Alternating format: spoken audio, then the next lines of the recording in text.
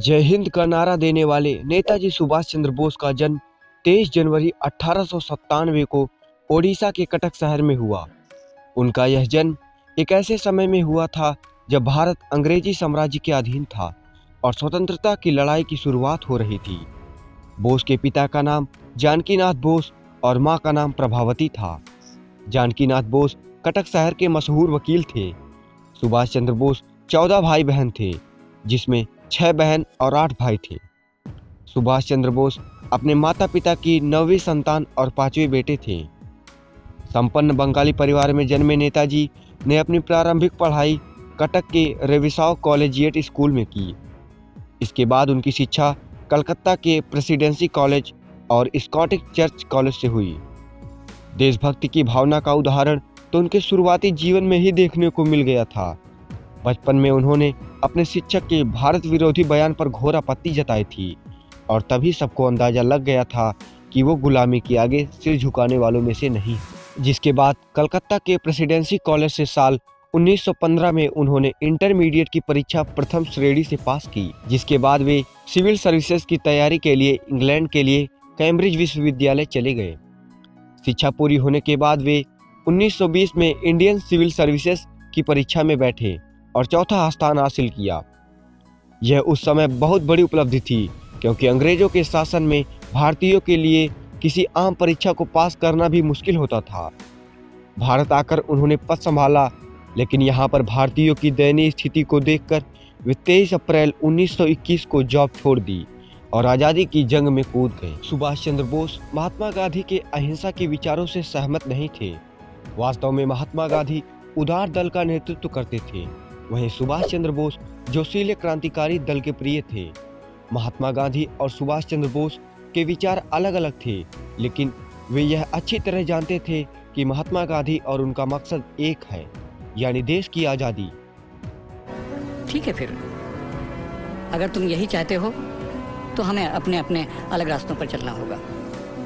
आप ऐसा क्यों कह रहे हैं बाबू? क्या हमारी मंजिल एक नहीं है? नेताजी के मन में गांधी जी के लिए अपार श्रद्धा थी, तभी तो सबसे पहले गांधी जी को राष्ट्रपिता कहकर नेताजी ने ही संबोधित किया था। हालांकि गांधी जी के विरोध के चलते इस विद्रोही अध्यक्ष ने त्यागपत्र देने की आवश्यकता महसूस की। गांधी जी के लगातार विरोध को देखते हुए उन्होंने स्वयं कांग्रेस छोड़ दी। फिर मुझे आशीर्वाद दीजिए कि मुझे अपने मार्ग पर सफलता मिले।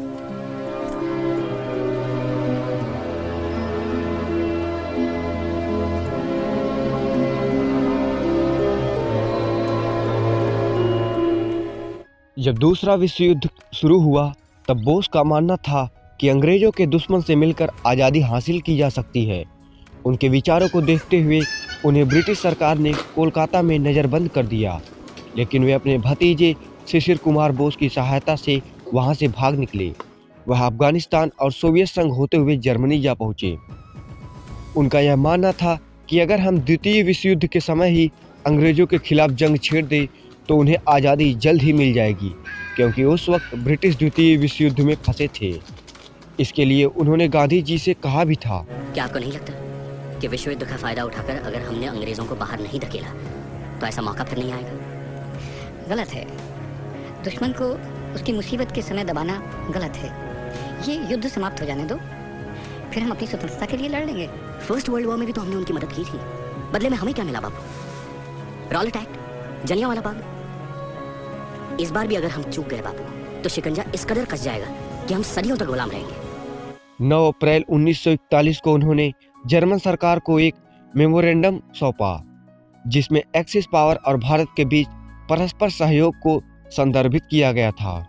सुभाष चंद्र बोस ने इसी साल नवंबर में स्वतंत्र भारत केंद्र और स्वतंत्र भारत रेडियो की स्थापना की।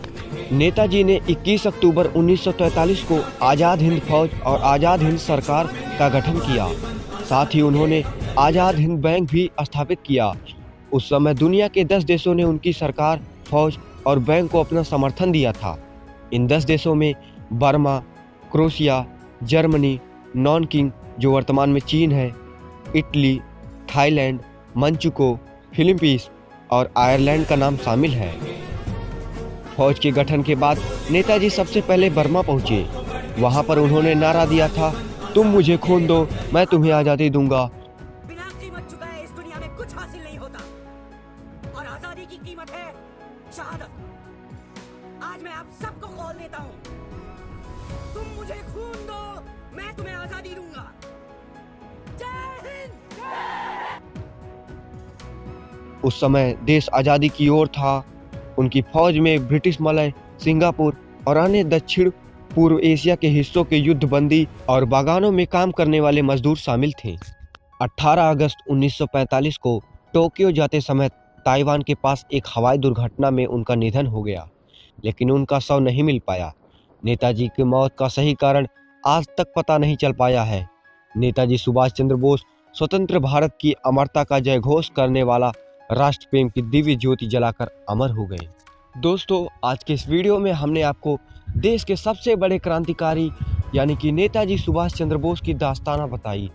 अगर आपको नेताजी की ये दास्तान अच्छी लगी हो तो वीडियो को लाइक कीजिएगा, अपने दोस्तों के साथ शेयर भी कीजिएगा और ऐसे ही इंटरेस्टिंग वीडियोस के लिए चैनल को जरूर सब्सक्राइब कीजिएगा। धन्यवाद।